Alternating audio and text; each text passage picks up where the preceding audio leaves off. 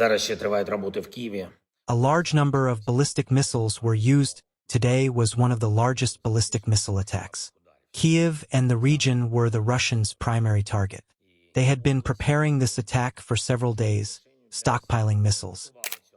Russia is placing its wagers on ballistic missiles, and it is because of them that Putin still believes in his war. Today's attack damaged more than 100 sites in Kyiv and the Kyiv region. There were also strikes against Kharkiv, the Sumy and Donetsk regions, and Kherson today. We continue implementing our long-range sanctions plan against Russia for the war. The oil industry, supplies for the occupation contingent, our Ukrainian mid-range strikes and long-range strikes. These are our responses to what Russia is doing against Ukraine and to the way the Russians think. Fellow Ukrainians, work is still ongoing in Kyiv at the sites of the Russian strikes. A large number of ballistic missiles were used. Today was one of the largest ballistic missile attacks. Kyiv and the region were the Russians' primary target. They had been preparing this attack for several days, stockpiling missiles. The threat, of course, remains even now, and this must be taken into account. Russia is placing its wagers on ballistic missiles, and it is because of them that Putin still believes in his war. Today, our air defense forces and all our defenders of the skies managed to shoot down 18 missiles and neutralize more than 100 drones. It is very important that our partners understand what is happening and that air defense missiles are needed to protect lives literally every single day. I very much expect Ukraine's Ministry of Foreign Affairs and other government officials at all levels to promptly engage with our partners regarding the packages we have already agreed on. It is important to accelerate everything, both with our European partners and with the United States. The result is needed every day. Today's attack damaged more than 100 sites in Kyiv and the Kyiv region. There were also strikes against Kharkiv, the Sumy and Donetsk regions, and Kherson today. I am grateful to everyone who is truly helping people and saving lives. Today, I continued speaking with experienced Ukrainian military officers, Mikhailo Drapetyi, Volodymyr Horbasyuk, and Ola Apostle. Each of them is well known in the army. They reported on the situation in the relevant sectors, and we also discussed the overall course of the war.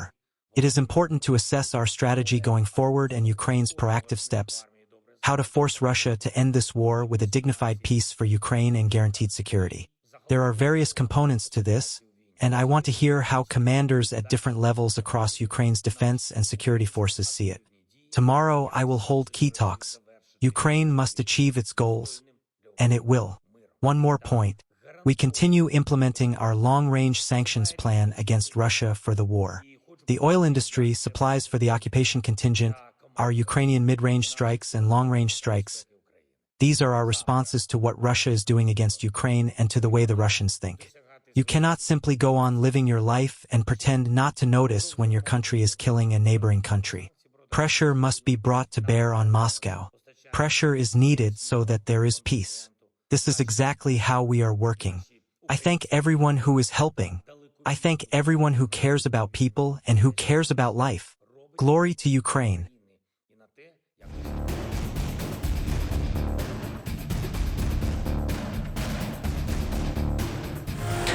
Russia launched a major overnight ballistic missile barrage against Ukraine's capital, Kyiv, in the early hours of July 18th. Powerful explosions rocked the city as air raid sirens sounded across central and eastern Ukraine during the attack. Kyiv officials said at least 7 people were injured as Russian missiles struck multiple parts of the capital. Residential buildings, commercial facilities, and several vehicles were damaged or set ablaze in the strikes. Mayor Vitaly Klitschko said emergency crews were deployed to extinguish fires across several districts of Kyiv. Local authorities added that falling debris shattered windows and damaged multiple residential buildings.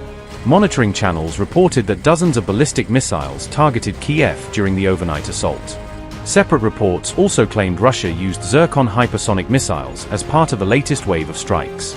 The barrage came after weeks of sustained Russian missile and drone attacks across different regions of Ukraine. Ukrainian officials have warned that shortages of Patriot interceptors are placing increasing strain on the country's air defense network.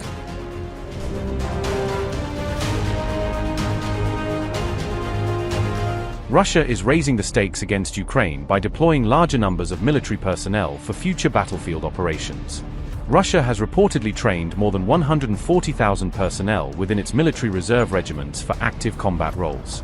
The Russian troops have reportedly been undergoing intensive battlefield training since the very beginning of 2026. Specialized combat instructors were assigned to prepare the Russian reservists for increasingly complex frontline warfare scenarios. Russia's Deputy Defense Ministry disclosed these preparations during a high-level military meeting, according to multiple reports.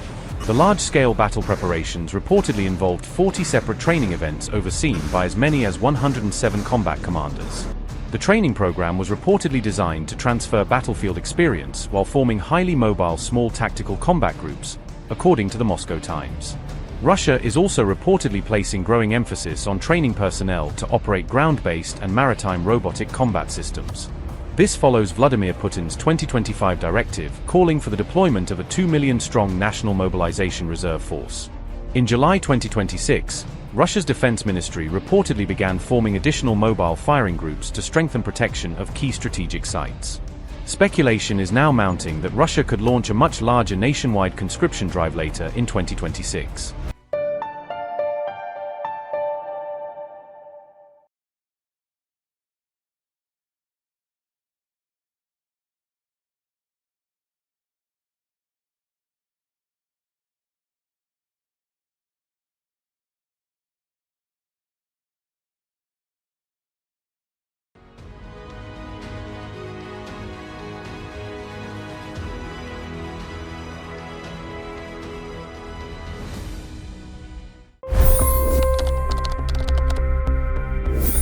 $25 crore गरीब गरीबी को परास्त करके बाहर निकले। For the good of our nation, let's work together and let's truly make America great again. The fastest news breaks. Requested PM saying that look, you will have to speak to Putin and to Zelenskyy. The biggest news makers. The relationship with India is probably the most important bilateral relationship the U.S. will have for the rest of this century. The capital delivered quite an election result today. Expert analysis. The million-dollar question today is how to stop this dance of death. Ground reports. I'm standing at the crossroad of the Kumbh Mela. Behind me are more than 100 entry ghats. Long-form interviews. Exclusionary politics is reflected in Manipur case as well. You don't bother because this is a small state. Have you ever wondered what happens when a banking dynasty meets tides of world history, intrigue, and a dash of myth? Why exactly did the US topple the Sheikh Hasina government?